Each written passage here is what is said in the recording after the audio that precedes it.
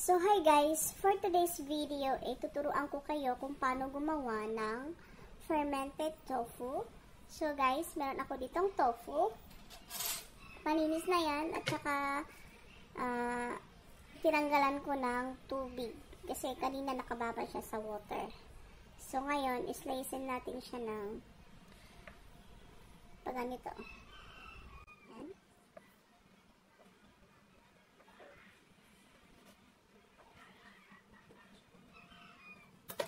Yan guys, pwede na siyang ganito.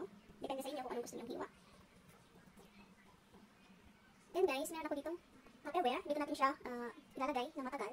So una, ilatitipan mo natin yung mga meron ako dito half cup of soy sauce, black soy sauce, bay leaves, black pepper, yan. Then salt, pwede natin siya ng salt. Then 2 tablespoons of vinegar.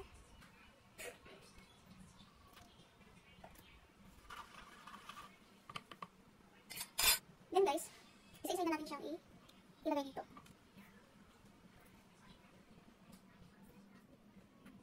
So guys, ito na siya. Then ibabad lang natin siya ng 2 days or 1 week. Ilagay natin sa freezer. Many hours later. So hi guys, for today's video, magluluto ako ng tojong tilapia. Yan guys, naprito ko na siya. So ito po yung ating mga ingredients. Meron tayong fermented tofu, vinegar, 1 cup of water, kamatis, luya, then sibuyas. So let's cook guys.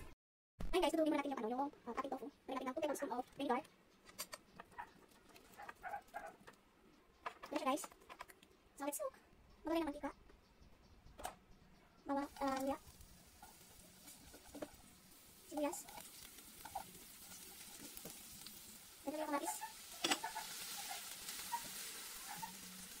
Yan guys, after natin siyang masinay ng 15 minutes, tingnan natin ilagay yung ating fermented tofu.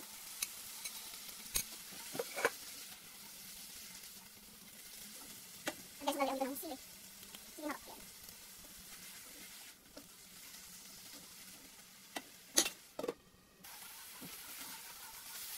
Lagay tayo ng 1 cup of water, 1/4 cup vinegar. Then natin siyang kumulo. Yan guys, pag kumulo, tinipan natin siya ng salt, black pepper, liquid seasoning. Yan guys, pwede natin siyang ilagay yung ating pinitong tilapia.